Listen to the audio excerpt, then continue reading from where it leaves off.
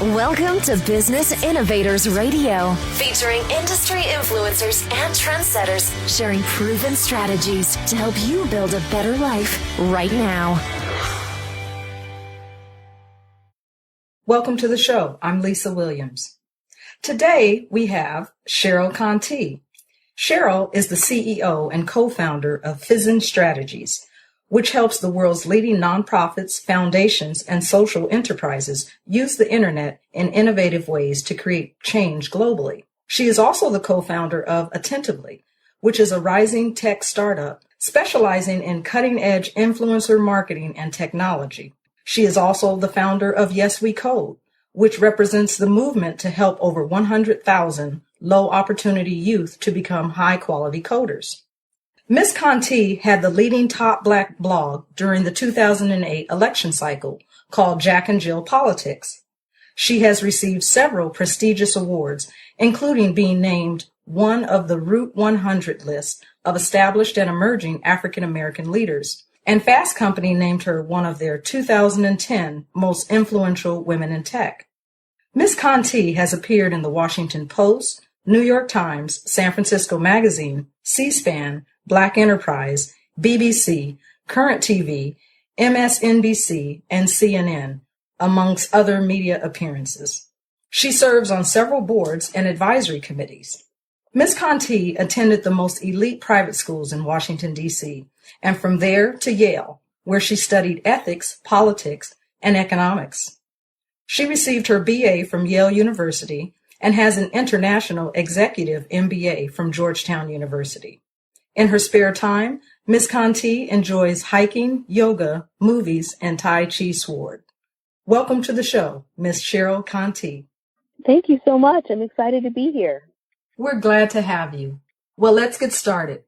Today, we're going to talk about the growing number of Black women in business, how we've evolved, and what it'll take to help African American women in business run successful businesses. Let's get started. Black women have always had an entrepreneurial spirit.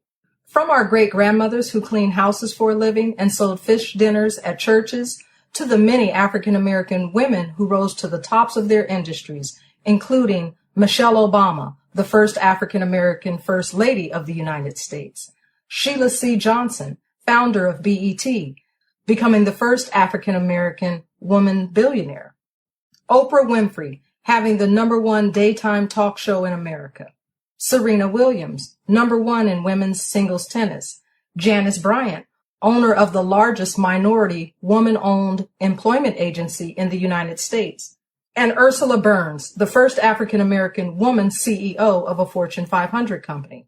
And of course, the list goes on and on. In fact, according to the 2015 State of Women-Owned Business Report, the number of women-owned businesses grew by 74% between 1997 and 2015. The report also stated that 33% of women-owned firms are owned by minority women, and Black females are amongst the fastest growing group of entrepreneurs in the U.S.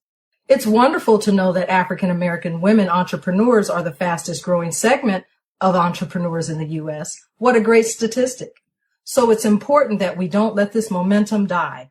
Now, more than ever, African American women entrepreneurs need resources available to help them not just be in business, but grow in business. The biggest hurdle African American women business owners face is that many are first-generation entrepreneurs, and they lack exposure to other Black women in business that have successful businesses from which they can glean habits and proven processes from. Let's look at an example of just how important having a role model accessible to you can be. Here is what Jessica Alba, actress and CEO of The Honest Company, said about having someone that you can call on. As far as mentors go, countless. I was not shy about making phone calls to many people. I've been fortunate enough to know people like Tory Burch and Diane von Furstenberg, and they, got lots of emails and phone calls from me along the way with tears in my eyes saying, I don't know if this is possible. Why is everyone telling me no? What do I do? What does it even mean to get venture capital? What is venture capital? What's a board? Like, I just didn't know all these business terms. And so they helped me understand it. And it's nice having women that you can look to and rely on. Incidentally, her husband, Cash Warren, a Yale graduate, producer, and tech investor, introduced Jessica to his childhood friend, Brian Lee, an entrepreneur who co-founded LegalZoom. And the women Jessica reached out to, Tory Burch, who is a New York fashion designer, and Diane von Furstenberg, who is a billion-dollar fashion designer. Unfortunately, most African-American women don't have the same access and connections that Jessica Alba was blessed with. Black female entrepreneurs need a supportive network of African-American women business owners that we can learn from. It's time to talk, share, and provide resources and roadmaps to Black women in business. We need successful mentors to inspire African-American women on their journey in business. I have lined up a variety of successful, prominent, and leading African-American women in business across many industries to share their paths and secrets to their success. They will discuss their journey not only as women in business, but more importantly, how they grew successful businesses in spite of the unique challenges faced by African-American women business owners. Forgive my cloudy voice, but the show must go on. So let's get into the show. My first question to you is, how do you feel about being a part of this historical time for African-American women in business? Oh, I feel so excited to be a part of a movement. You know, there's this incredible opportunity right now for people, you know, of all shapes, all sizes, all colors, you know, and I think especially Black women to, you know, launch small businesses that may ultimately become big businesses. And I'm honored, you know, to be, you know, leading what I hope is a trend. And I hope I can inspire others, you know, with the example and share some of my hard-earned, you know, hard-won, expertise. Excellent. So a good story isn't a good story until we can understand where you started. So can you share, Cheryl, exactly, you know, how'd you start? Well, if you really want to know, I got my start at Yale. Being a, struggling minority scholarship student, I was required to have a job as part of my work-study scholarship. And so the highest paying job at the time was washing dishes because they were unionized. So they made $17 an hour, which was a lot now. It was definitely a lot then. So I hate washing dishes, Lisa. It is my least favorite activity on earth. And so I just could not imagine spending 20 hours a week doing that. And I also felt like, I'm, making this investment, in Yale. I have student loans, this is hard. I might as well learn something while I'm working. And so I started to look at, well, what's the second highest paying job?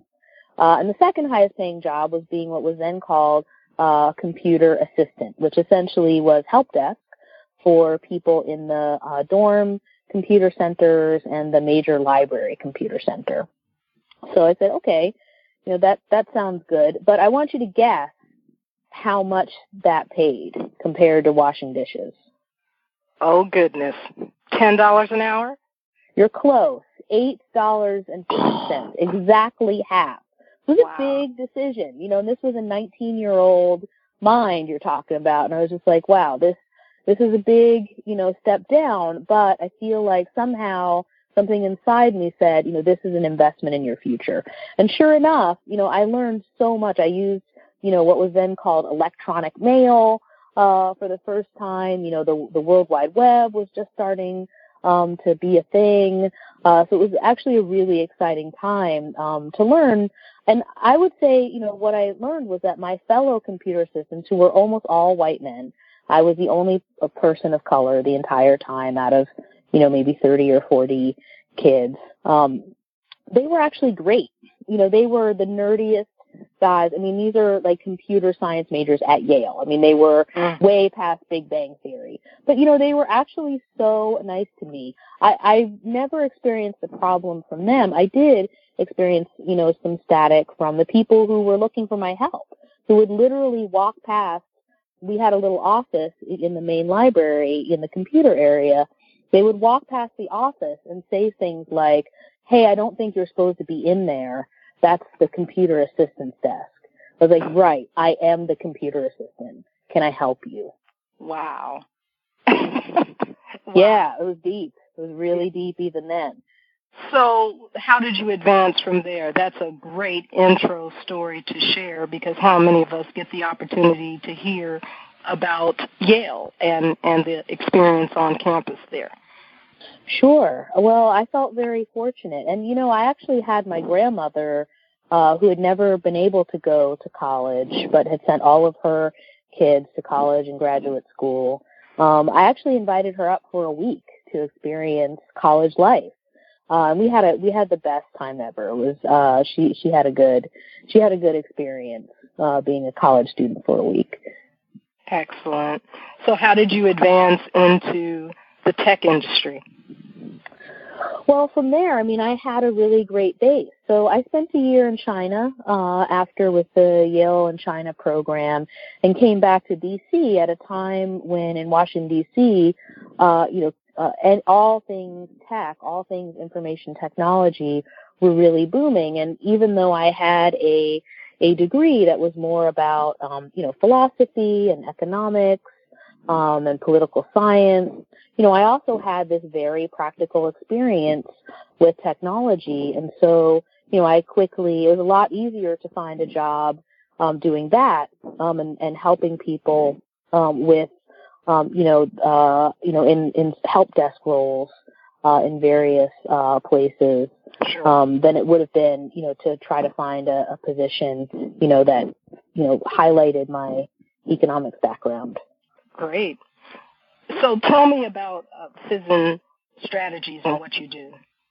Sure. So Fission, as you mentioned, specializes in helping the world's leading nonprofits, foundations, social enterprises to use the Internet in ever more inspirational and innovative ways to change the world. So we help people in a 360-degree manner. Organizations, whether it's human rights, immigration reform, environment, you name the issue, and we've worked on it over these past, few years. We help them with technology. Sometimes, they need back-end technology or front-end technology. We help them with social listening and social strategy to figure out who their audiences and influencers are. We help them launch campaigns if they need to, or launch new websites or new apps. So we really are a full-service digital agency. Wonderful. And what is Yes We Code? All right, so Yes We Code, I founded that with Van Jones of CNN fame and Amy Henderson. And Yes We Code, was really born in part out of my experience trying to get funding for Attentively, which was the startup that we bootstrapped from within Fission. We worked on that for about 18 months. Had some of our Fission clients help us test it out, and then we achieved funding. We've gotten over $2 million to date. I'm one of a handful of African-American women in history to have attracted over $2 million in seed capital or venture capital. And that was hard. I learned a lot from that experience. I learned a lot about what's great about startup world and what are the challenges for, African Americans. So working together with Van, I was able, obviously Van brings a lot of activist experience. I was able to bring that tech experience, right? That Silicon Valley experience of, what is it really like, to be a Black technologist today, and how can we open the doors for more people? Sure, great collaboration there. Absolutely. Sounds great. Yeah. So in any industry, there are things people believe that may or may not be true.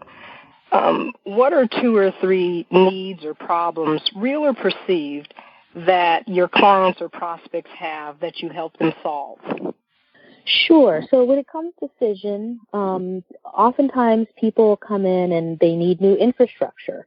So they may have outgrown their old technology. So, an example of that, might be, color change. Color change seeks to be the political voice of African-Americans, of blacks. And they have hundreds of thousands of members, and they are in a process of, creating, technology evolves over time. And so they want to, especially as the Black Lives Matter movement, increases in scope, they want to make sure that they have, an infrastructure that's robust enough, to power their campaigns. Or sometimes people want to launch a campaign and run it with expert help. So one of our clients is the Global Teacher Prize. And they're running that out of London and Dubai, but it's in fact a global effort to find the best teacher in the world. And we've had people from almost every country in the world submit applications. It's going to be very high profile this year. The launch is going to be March 13th. So, we have not only helped them build the application submission and review process on the back end, but also all of the front end interactive elements. And we have helped them actually run the campaign, reach influencers, reach teachers, reach parents and students, to get them involved, along with the media, of course, and other online influencers. So, sometimes people want, that full service campaign. And then sometimes people come to us and they want to redesign their website or launch a new organizational website. One of our clients is Every Town for Gun Safety, one of the leading organizations around, making sure that, guns, that fewer people die because of gun violence. And we've helped them launch, for example, the Wear Orange campaign, which encourages people to wear orange, on certain days to show their support for common sense gun safety laws. That's amazing. All of that. I commend you for creating something so powerful and working with that organization. That's Absolutely wonderful. Yeah. And we'll probably delve a little deeper into how you came about all that you do further in the interview. So, as an African-American woman in business, let's talk about what your path has been like as you have navigated your entrepreneurial ship. My path. Well, I think the path for every person is different. I started dreaming of launching my own business while I was working within other businesses. And I really tried hard to observe and learn, not only from the good bosses that I had, the folks who were great entrepreneurs, but also the bad ones, the people where I thought, wow, I really want to do the opposite of that, and what about that bothered me, right? How would I have done it differently? So I think that's where it starts, and it starts in part with the fire in the belly, the drive, the spark of like, I feel like I could do this myself. And then I was actually recruited. I had risen over time to run the digital department of a major public affairs firm in D.C., K Street firm, and was recruited by Fleischman Hillard to come out to the Bay Area to help them launch their West Coast digital operations. And Fleischman Hillard is a huge company. They're in, I think, 80 different countries, or at least 80 different offices. So it was an exciting time. I had a lot of respect, for the folks in the D.C. office and the New York offices. But as it turned out, they weren't really ready for me. I was passed over for a promotion that had been in my offer letter.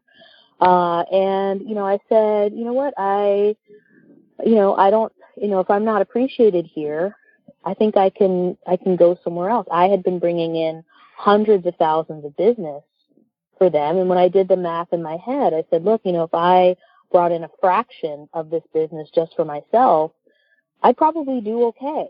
I'd do just fine. And, I think the other part of that story of the launch of Fission is building a network. I also, really participated in my community of other people interested in nonprofit management, people interested in technology. Those communities are out there no matter what field you're in. And so, I had a strong Twitter base, and, I left that job and, within a couple of hours said, look, I find myself available. Who wants to work with me? Sure. Who wants to work with me? And, just put it out there. And as it turns out, Lisa, I actually got quite a few incoming folks saying, yes, God, that would be great. I would love to work with you. Let's talk more. And from that actually came an invitation from a friend to talk to his then girlfriend, now wife, my business partner, Roz Lemieux. And as it turns out, we were, just a perfect match. Every business needs spreadsheet and jazz hands.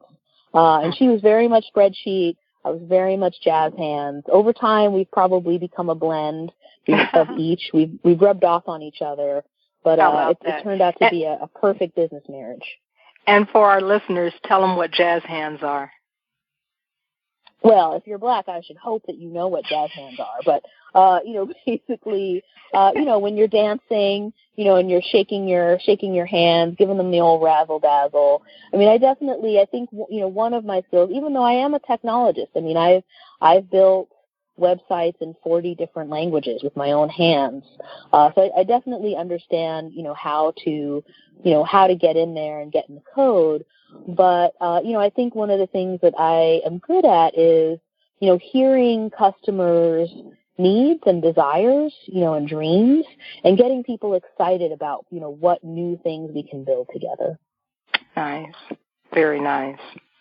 So what can you share with other African-American women business owners about staying, starting, and sticking it through to reach a level of success in their business?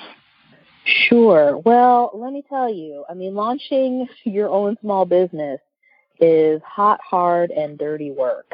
Mm-hmm. So, get ready for, probably one of the most challenging periods of your life. And you're probably familiar with this statistic, but something like, it's easy. The good news is it's actually relatively easy to start a small business in America, but that means, a lot of, not so great ideas, don't, or great ideas that don't have the right support under them don't make the mark. So 90% of small businesses fail in the first year. Of those, 90% will fail by the third year. So, you've got, essentially a 5% chance of making it through 3 years. That shouldn't discourage you. I think the challenge that most people don't understand when they start, their small business is, you really need to focus on building your revenue and your reputation, particularly in the first year.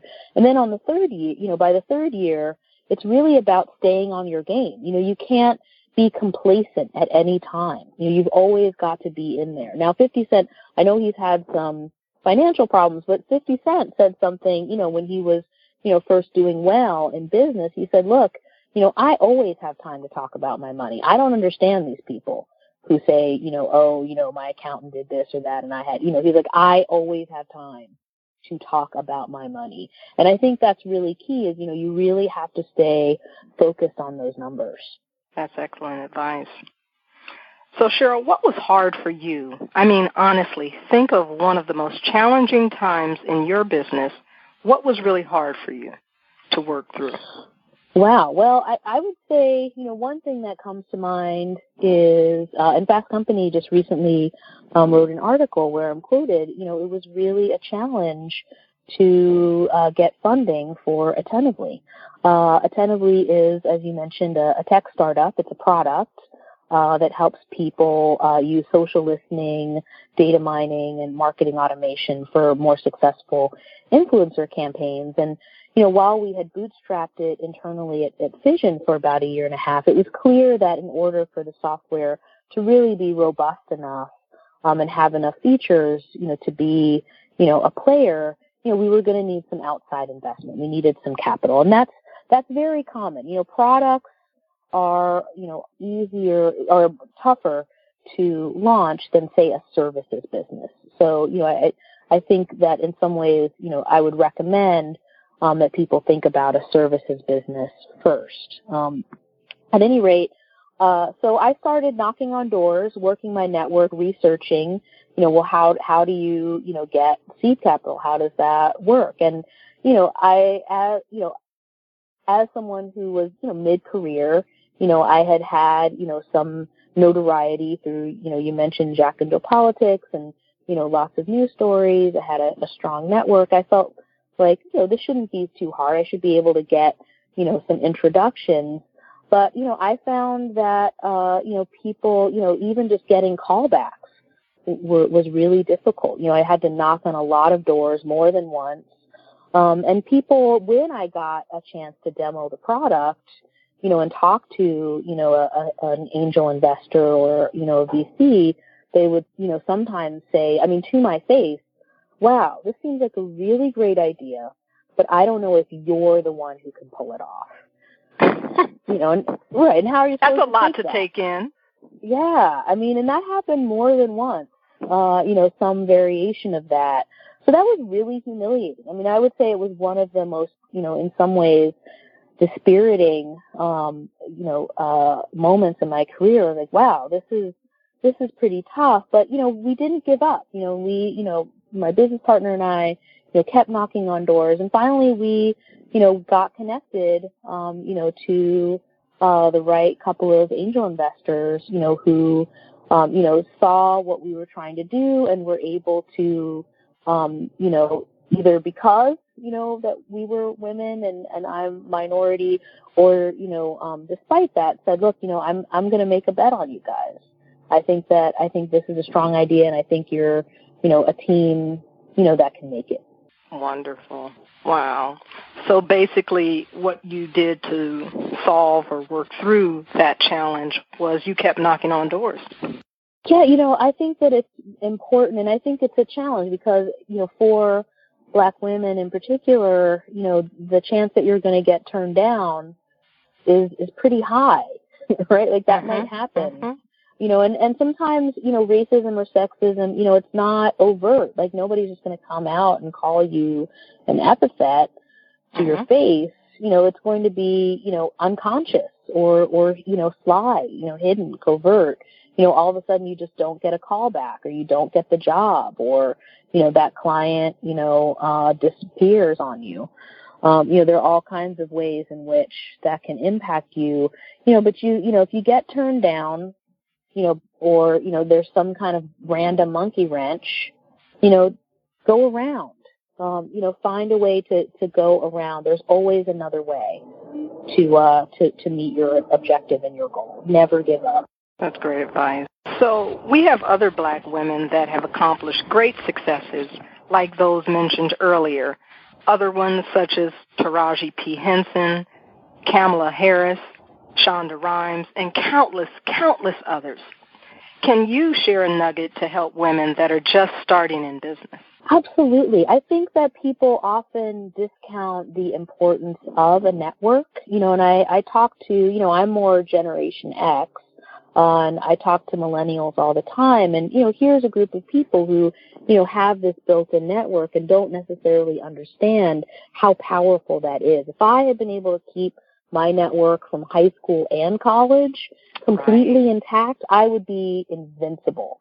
I could have done anything. So, building that network is going to be really important, not just for launching your business, and attracting clients. You always know somebody who knows somebody, but also for staying in business. Certainly, for both companies, there have been times when we felt a little bit back on our heels, and we were able to tap into our community, to really get, that support. And when you say our community, you mean that network of people, not your personal community. Is that correct? Well, the personal becomes, the professional. I remember a boss, or maybe it was a friend's father or something who said, well, at some point, the people that I work with, also became my friends and vice versa.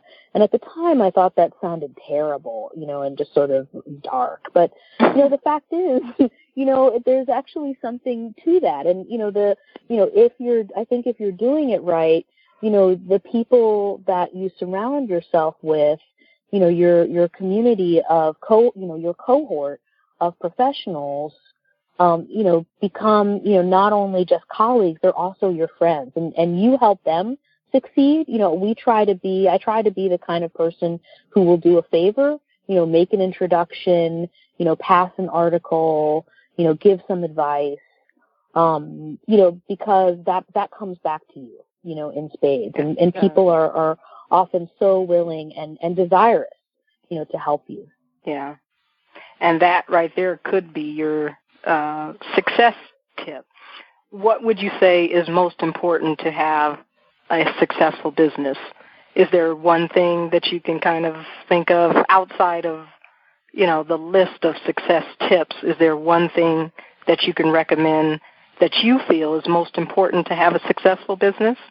Well, there are lots of different kinds of businesses. I know some people who are sole proprietors, some people who have maybe a medium-sized team. Some people have big, run very big operations. And I would say both Fission and Attentively are, medium-sized, right? But I think no matter what size, for me, what part of the success has been having a really great team of people. And if you're a sole proprietor, that quote-unquote team might be your vendors, it might be your strategic partners, it might look slightly differently. But, for me, creating a team that I hopefully can inspire and that in turn inspires me to bring my best to the table has made all the difference. Wonderful. If you could share something, let's have a little fun. Okay. If you could share something with your younger self, let's say 15 years ago, about being in business, what would it be? Oh, boy. I would say, and I know I said it already, just don't give up. I actually got turned down. I don't talk about this too often. We're going really deep, Lisa. But I actually got turned down from my first 2 graduate school choices. And I actually had a chance, including the MIT Media Lab, I actually had a chance to tell the now, executive director of the Media Lab, I was like, look, and this was, obviously I'd been, further along in my career. So this is Joy Ito. I said, look, Joy, the Media Lab made a mistake. Like, we can all see that now. And it wasn't necessarily bragging. It was just like that it's obvious. Like, it's very clear that they're the ones that made the mistake, not me in applying. They made the mistake in not seeing, that I was going to be somebody. And that I had, a real drive in me, to do new and creative things in technology. And he said, you know what, Cheryl? They turned me down too. Wow. And I'm determined to make sure that things are different. And he has, the MIT Media Lab has featured Shaka Senghor, who's an acquaintance of mine. He is an ex-con, who has gone on to become a really inspirational technologist. Nice. So, that's, even just bringing Shaka on board, as a fellow, showed me that, things are changing. Wow. Yeah. And that's nice to know. Mm-hmm. So, as I explained in the introduction, one of the greatest challenges African-American women face in business is the lack of successful Black women role models in their community.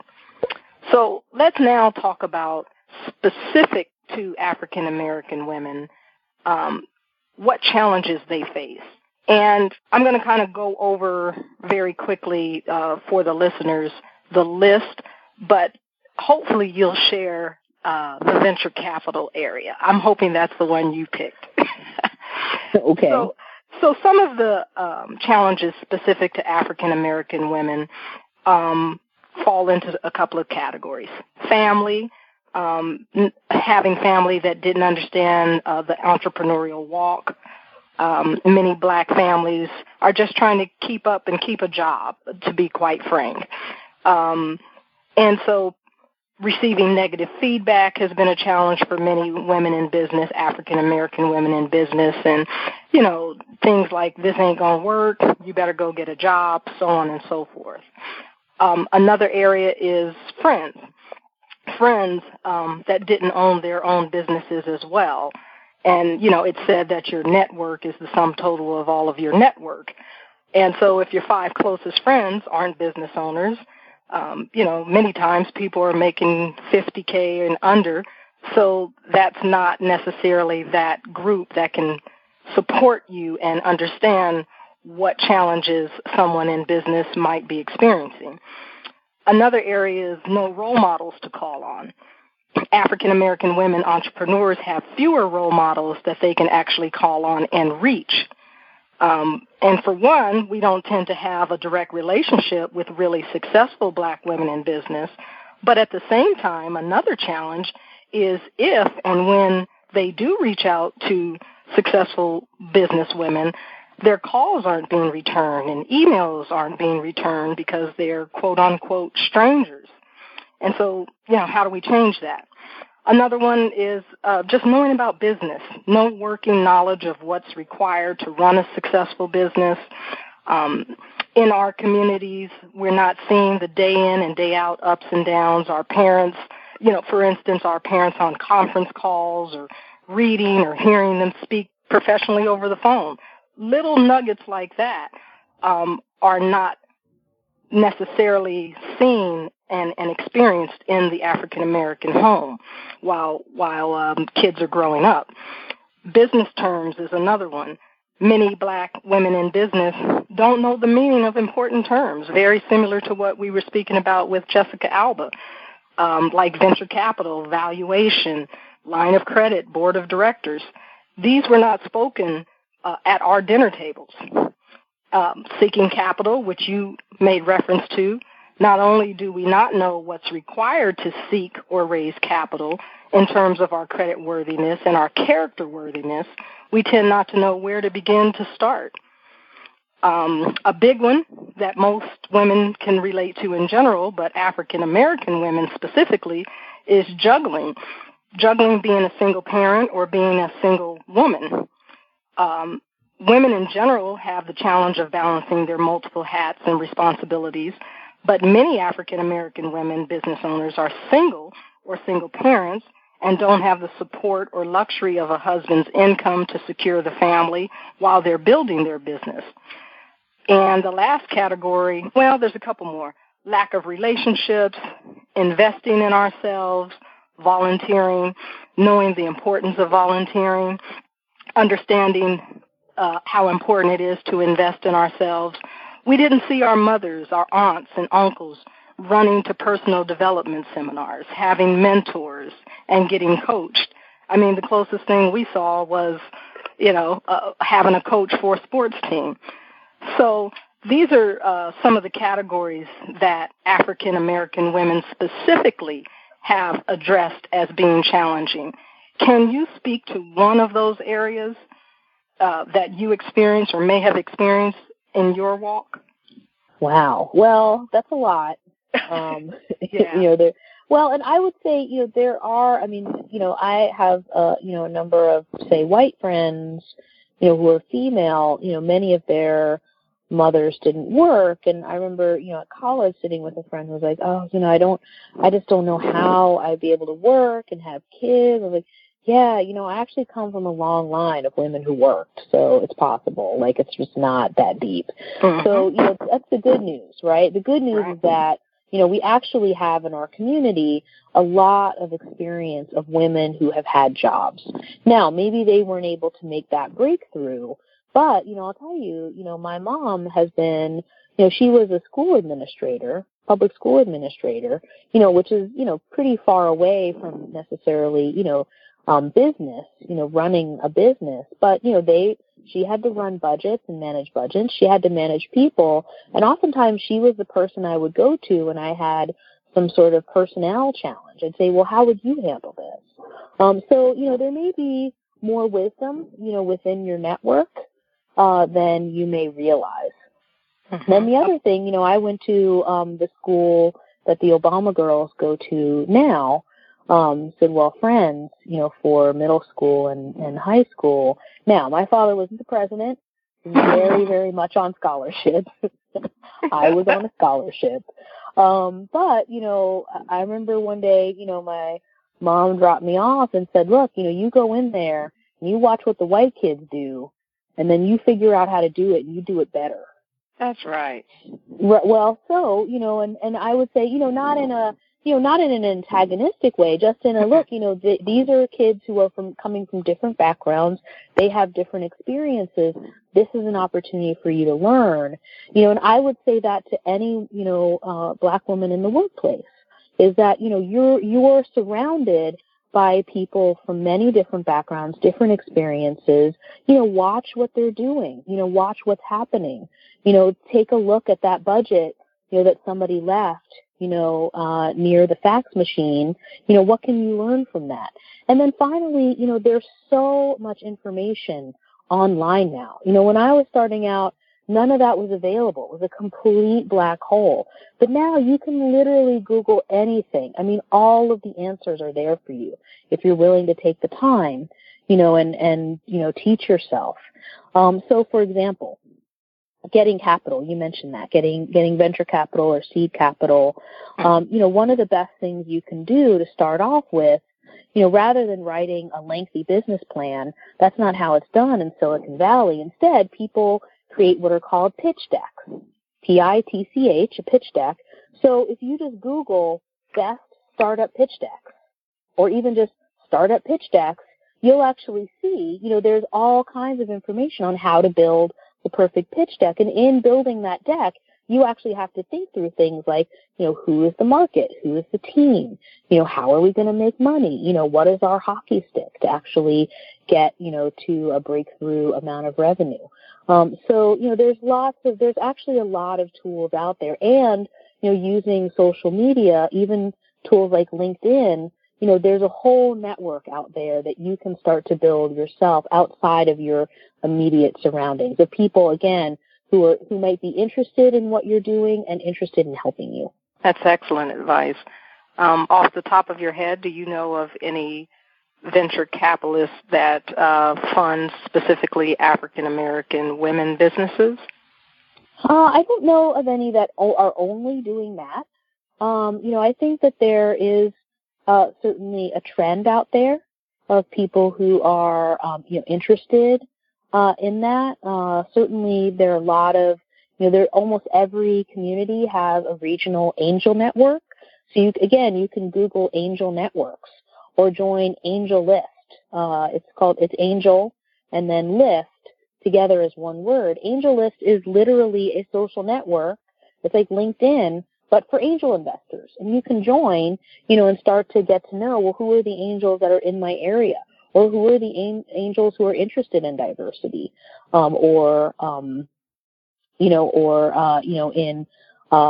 Non-traditional entrepreneurs. Wonderful advice. So you spoke of your mother.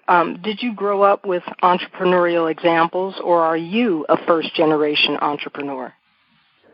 I would say I'm a first-generation entrepreneur. I mean, both of my parents were educators, so this was, what I'm doing, and would be very far away in some ways from their experience. But they early on, encouraged. Both my brother and I were both, in a way, in high-tech fields. My brother is a pilot for UPS.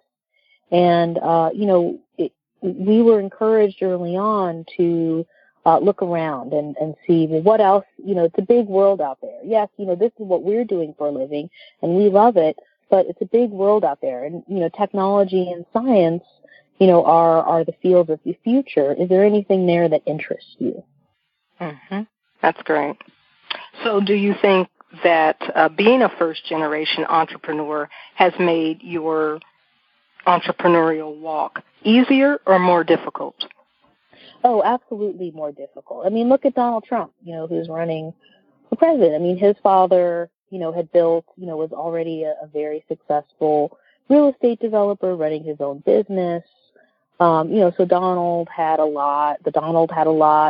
already had a built-in mentor, right? And so, of course, I didn't have that. I had to, reach into, my friend and colleague base really, ultimately for that, to learn specifically about businesses. Again, there's so much, I think in the Black experience that actually, comes to bear, including, being inspirational, inspiring a team. You go to church on Sunday, that you've got one of the best motivational speakers in the pulpit you're probably ever going to meet. That's right.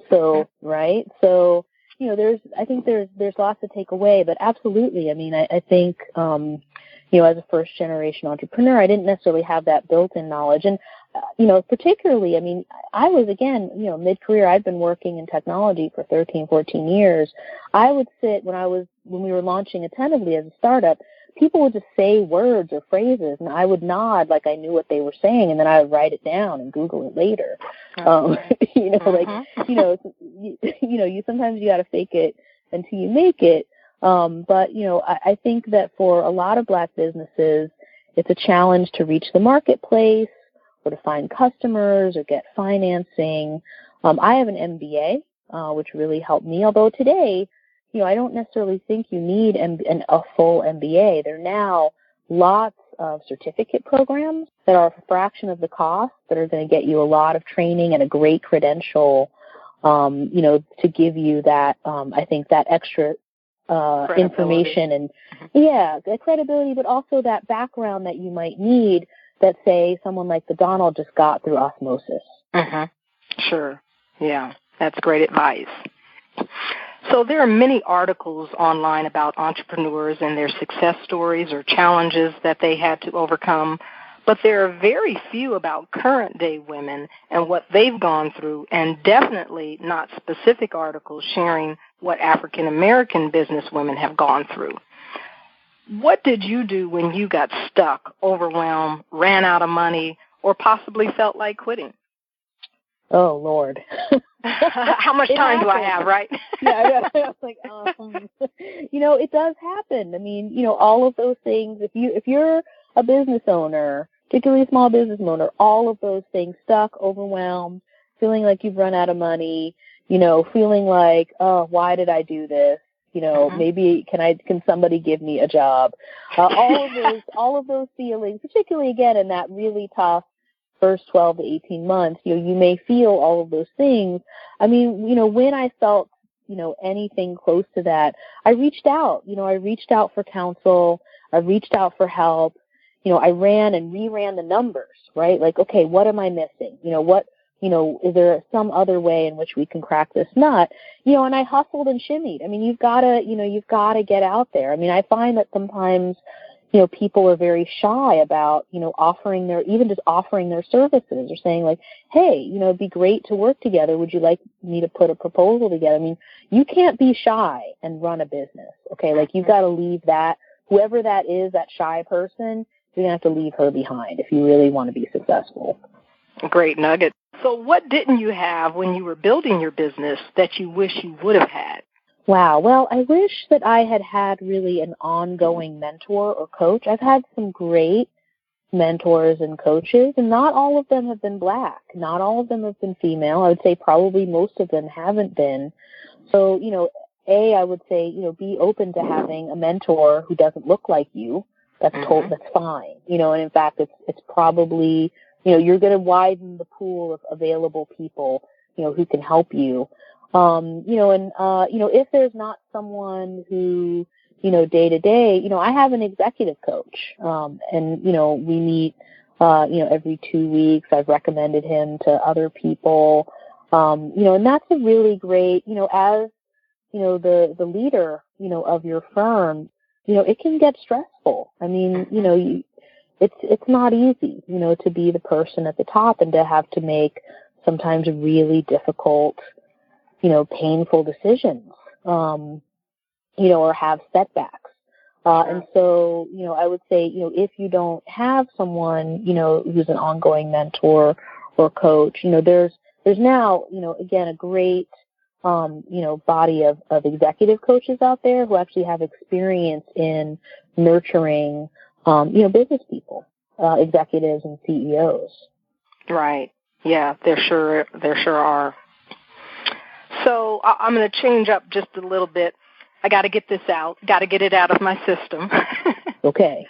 Our Black businessmen are showing us out, and that's not going to work. Tyler Perry has shared his homeless to success story. Eric Thomas, the motivational hip-hop preacher, has a homeless to PhD story. So us ladies, we've got to get our stories out and document it so African-American women in business have some inspiration when they're feeling low and are searching online to learn what other women did in challenging times. We need our rags to riches story. So, Cheryl, what's your hero story? You mean my personal story? Business story. Like, let's see, what did you share? Maybe being turned down. I don't know.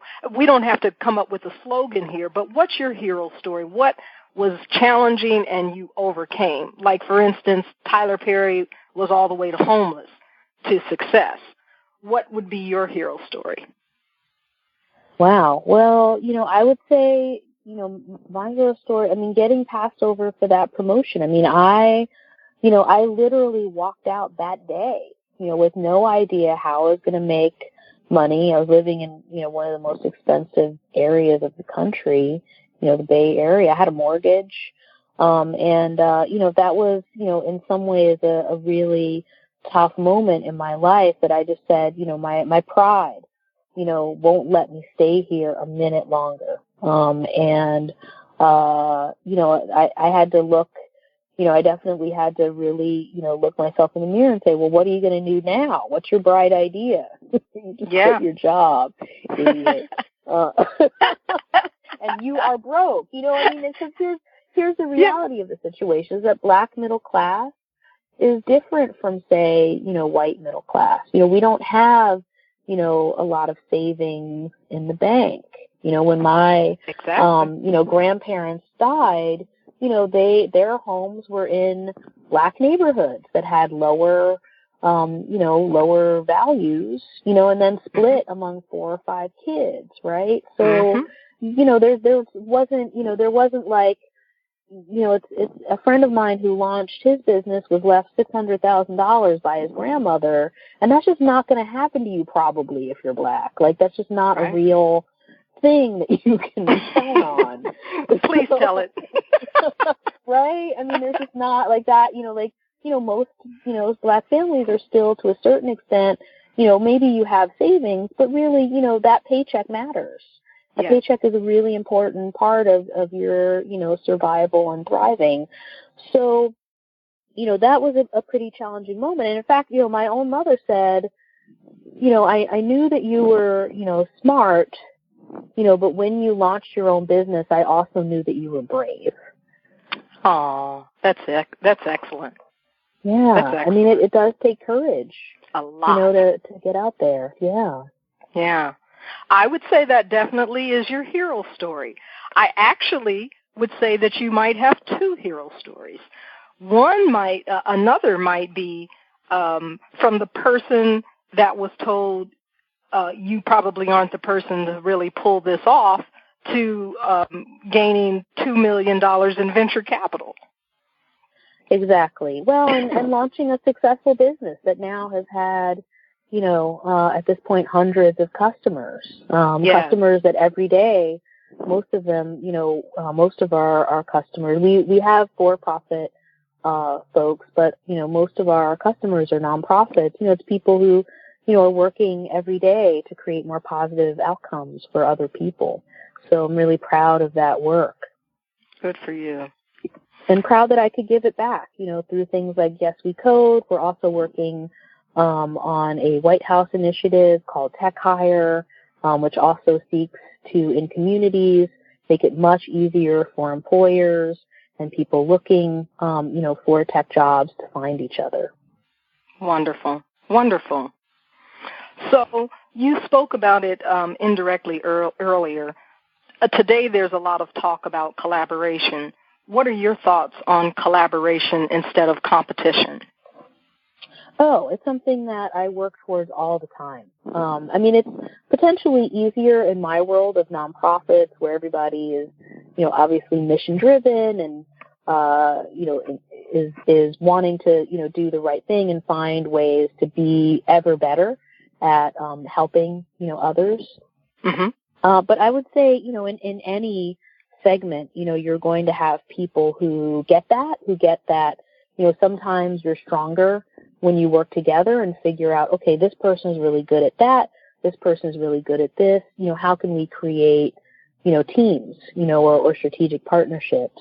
And then you've got, people who don't want to work together, and that ultimately often comes from the CEO or the founder. Either you're the type of person who sees strength in collaboration, and strength in learning from each other, and creating, where the whole is greater than the sum of its parts, or you're the kind of person who says, well, everybody's out to get me, right? And so I've just got to do my own thing. And, and I just don't live in a fear-based world, that hasn't, if I lived in a fear-based world, I wouldn't have been able to do any of the things. I've been to 50 different countries. If I was afraid, I wouldn't have, been able to see the world that way.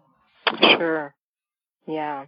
One of the things I share with business owners, especially women in my business, is how they can succeed without having to compete.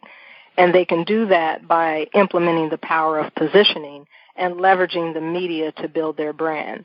So I'm a big advocate of collaboration as well.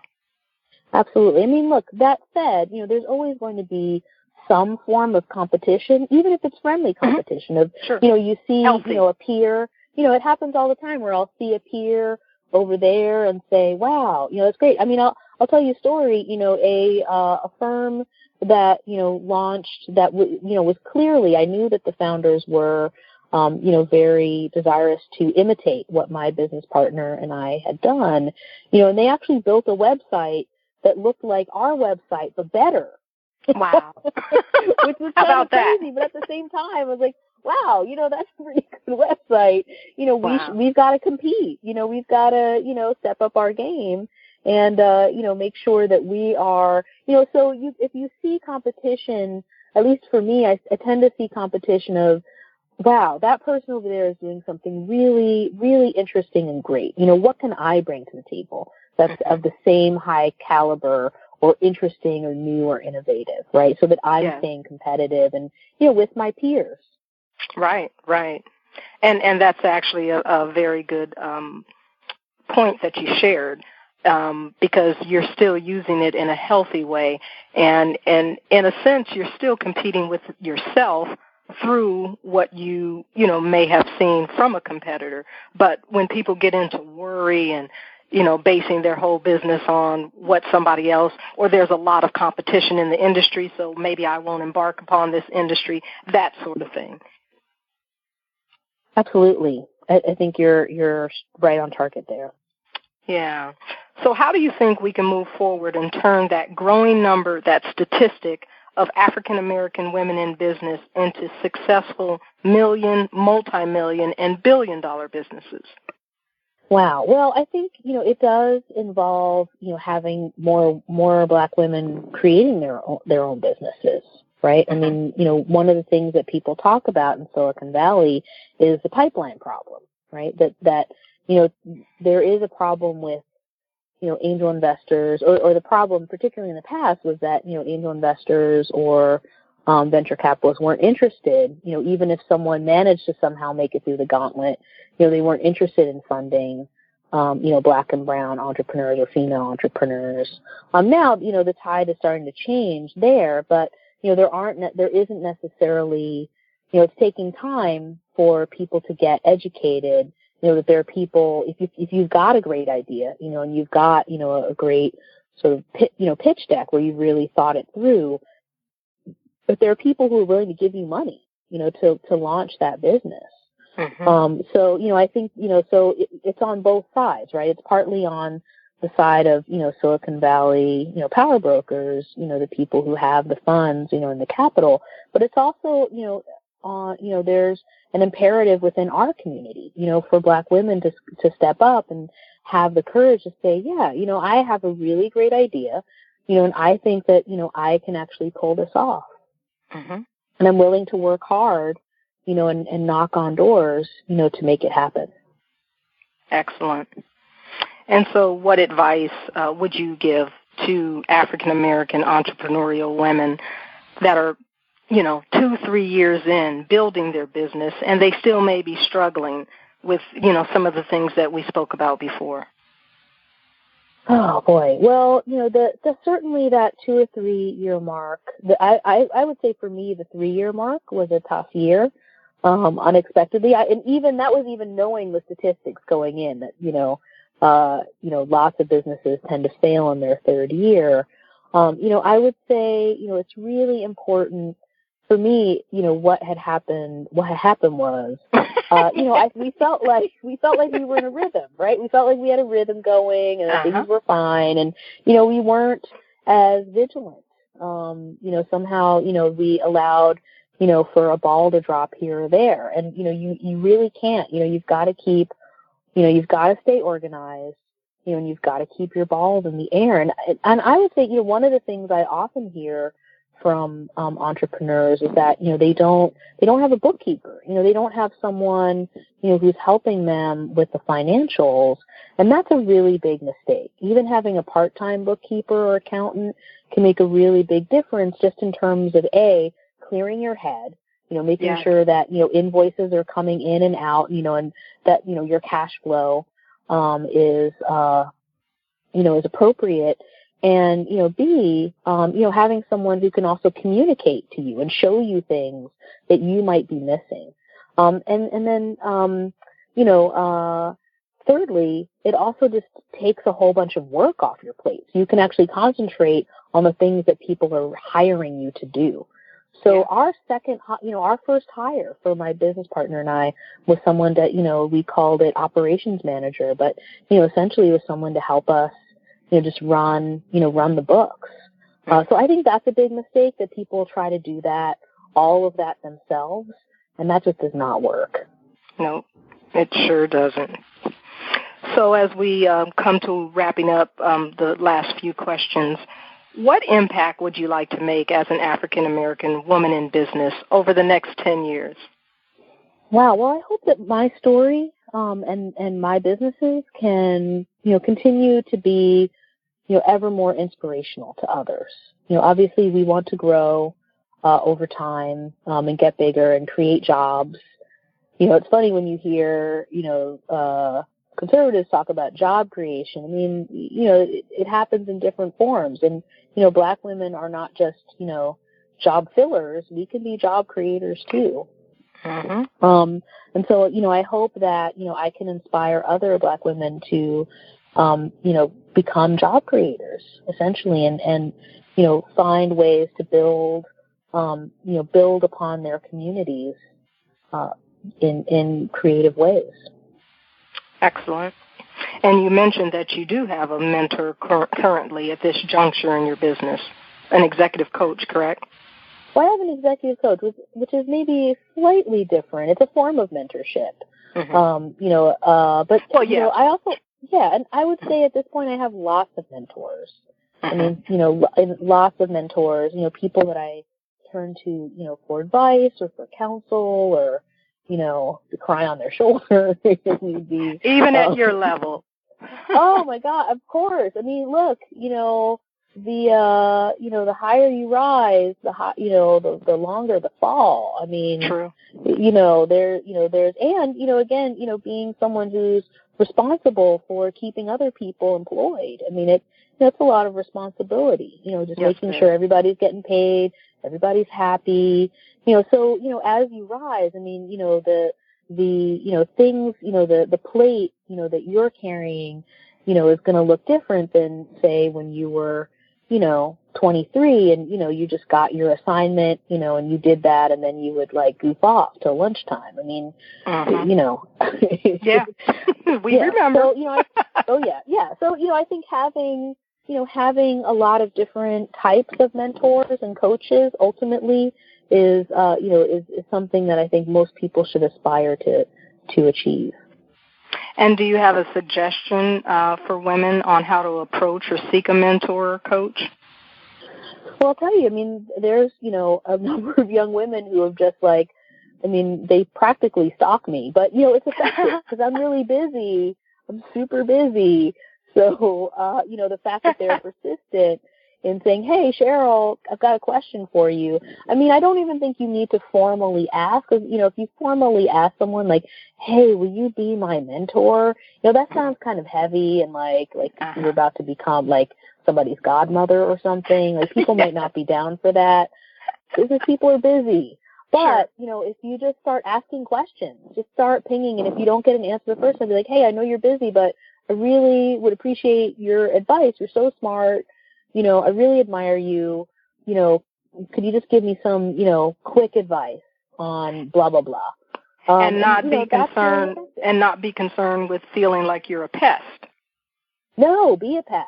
That's the way, honestly, I value, those people because I can tell it's important to them, right? And right. They're, really sort of like, calling my attention. Oftentimes it's not if I don't get back to someone right away. It's not that I don't care or I'm not interested in helping. It's just that, as aforementioned, they have a lot going on.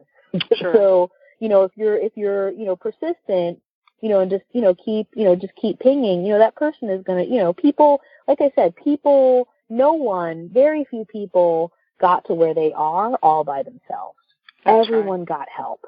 So, it's, most people want to pay it forward. They want to help people, who are up and coming. So, trust in that that notion that person actually really does want to help you, but they might just be busy that moment and thus might need another reminder. Great advice. And also figure out a way to add value to their life at some point, even if it's something really simple as you're, going after them for those questions here or there. Hey, get somebody a bottle of wine, or drop off send a thank you note. I've just gotten some really nice thank you notes that move my heart. But you know what? The best way to pay that person back is to help somebody else, when you get a little further along. I totally agree. So can you share 5 tips to success? Cheryl's 5 tips to success? Absolutely. Number 1, never give up. I mean, Winston Churchill has a great quote that's attributed to him. It's unclear whether or not he actually said it, but it's a great quote anyway. But essentially it's, just never, ever, never, never, never, never, never give up. Just don't do it. Die before you give up. Ride or die. Okay. Number 2, ask for help. If your back is up against the wall or even it's not even that deep. You just have questions. You're just, ask for help. And there's lots of different ways. As you don't want to ask anybody in your immediate circle. We have the internet now. There's lots of people online. There's a whole website called Quora, Quora. That's all about answering questions. Probably someone has already asked and answered the question that you have. So ask for help. Number 3, share your story. I think a lot, the Black community tends to be, very protective, for a lot of different reasons, very legitimate reasons. But, oftentimes I hear, from entrepreneurs, well, I was afraid to tell anybody about my idea because I don't want them to steal it. And let me tell you something, okay? No one is going to steal your idea. Everybody is busy working on their own stuff. Okay, so you really don't need to worry about that. That's probably not. Instead, the more you share your story, the more likely it is that someone will be like, oh, that's really interesting. Have you thought about blah, blah, blah? Or, hey, I know someone who's also interested in that or doing something like that. Let me introduce you to that person, right? Or, hey, that's kind of a weird idea, but if you did this, this, and this, that's a better idea. Have you thought about that? So, the more you share your story, I think the more help you can get, the smarter you'll get. Speaking of getting smart, number 4, do your research. So many people, I think, come to the table with a lot of half-baked ideas, or not enough information. And, at this point, again, all the information is out there. Like if If you don't know, it means you haven't actually gone out and done your homework. And then number 5, work smart, not hard.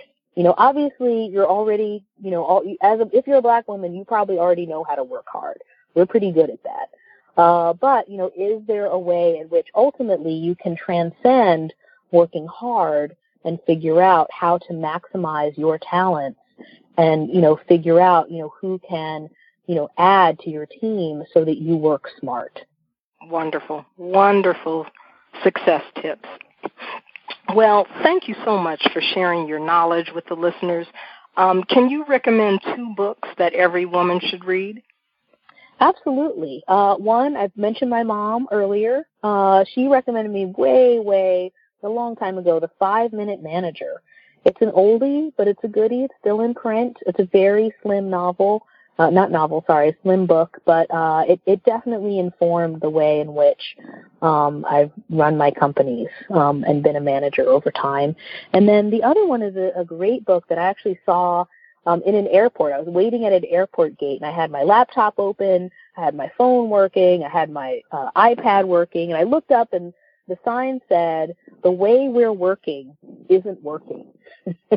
Wow. It was like a lightning bolt of it was right in front of me. But that book is great. And I will say, that book completely transformed my life and how I approach my work in such a way that I'm actually, again, able to work smarter rather than harder, and be more productive and more creative, in, less time with less stress.